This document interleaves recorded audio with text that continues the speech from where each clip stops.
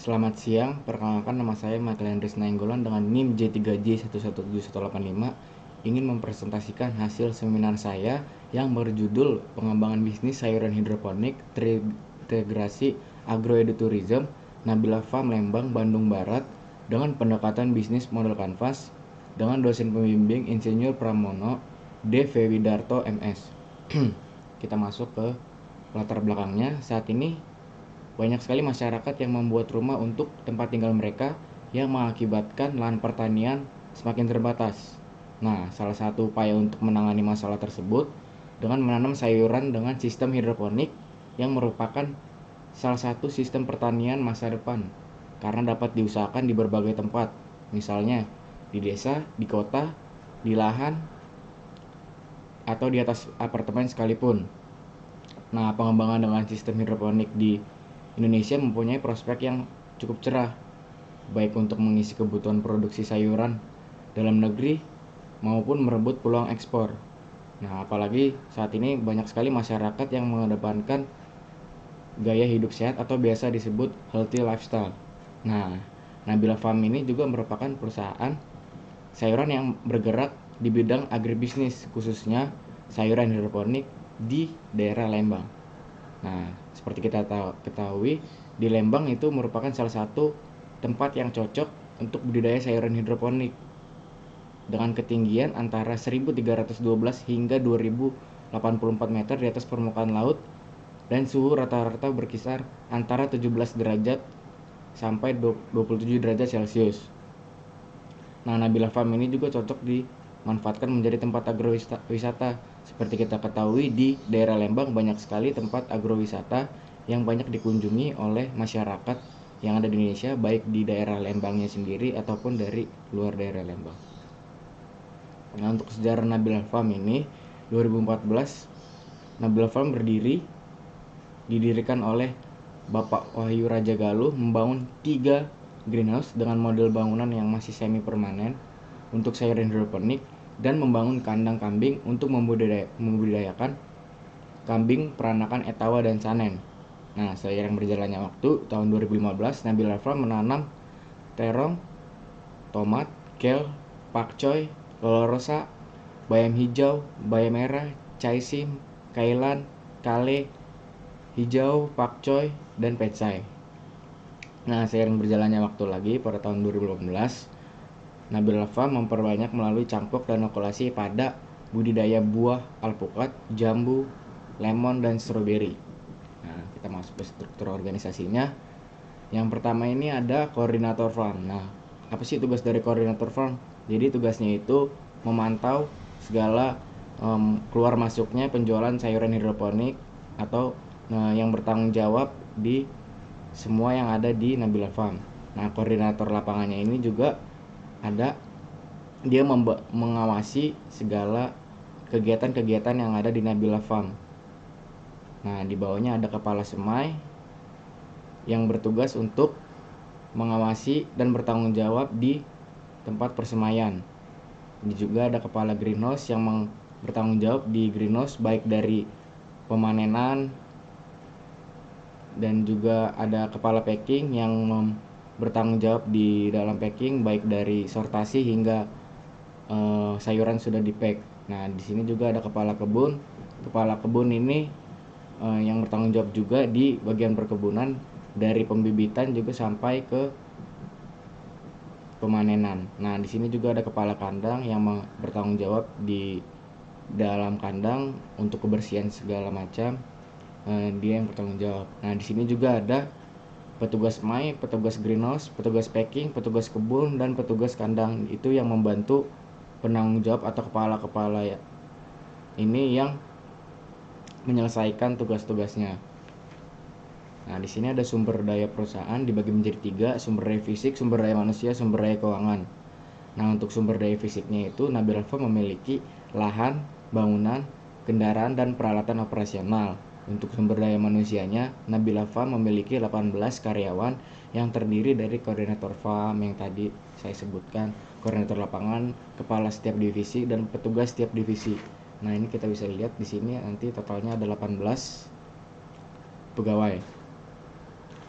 Di sini juga yang terakhir ketiga sumber daya keuangan. Nah, Nabila Farm ini mendapatkan modal pribadi dari pemilik, dari Bapak Wahyu Rajagaluh tadi. Nah, di sini ada potensi usaha, kekuatan dan kelemahan. Nah, kekuatan dari Nabila Farm ini apa sih? Jadi Nabila Farm memiliki sayuran hidroponik yang berkualitas, yang termasuk dalam kategori grade A, yang memiliki ukuran yang besar, warna yang cerah, dan bentuk yang seragam. Nah, selain itu apalagi sih kekuatan dari Nabila Farm? Nah, banyak jenis sayuran yang tidak dimiliki perusahaan lain. Seperti Teng-O, banyak perusahaan lain yang tidak memiliki dan tidak bisa mengkonsumsi Teng-O.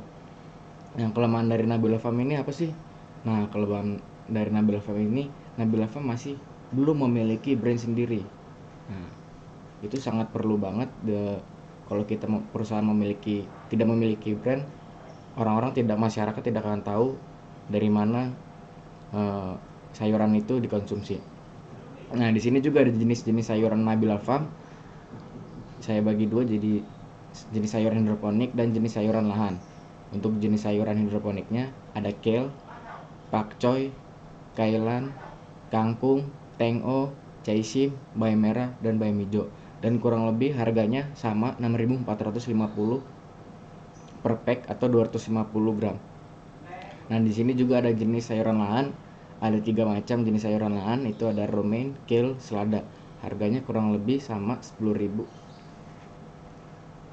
Nah, di sini ada potensi usaha juga, yang lagi permintaan dan penjualan sayuran yang ada di Nabila Farm. Nah, di sini ada sayuran hidroponik baby yang kecil, permintaannya 1.560 pack, harganya 6.450. Dan sayuran hidroponik hydro yang besar, permintaannya 7.800 pack dengan harga 5.350. Dan juga ada sayuran kebun, permintaannya 50 pack dengan harga 10.000. Nah, di sini juga ada persaingan usaha. Nabila Farm memiliki pesaing diantaranya Gria, Burma, yang saat ini juga menjual sayuran hidroponik yang berkualitas di tempat-tempat orang yang banyak dikunjungi. Nah, di sini ada prospek usaha. Untuk customer segmennya, adanya kegiatan agrowisata yang dilakukan Nabila Farm menjadi peluang untuk melakukan pemasaran hidroponik dengan menawarkan sayuran dengan brand Nabila Farm. Nah, kegiatan pemasaran dilakukan kepada pengunjung yang mengedepankan gaya hidup sehat yang datang ke Nabila Farm.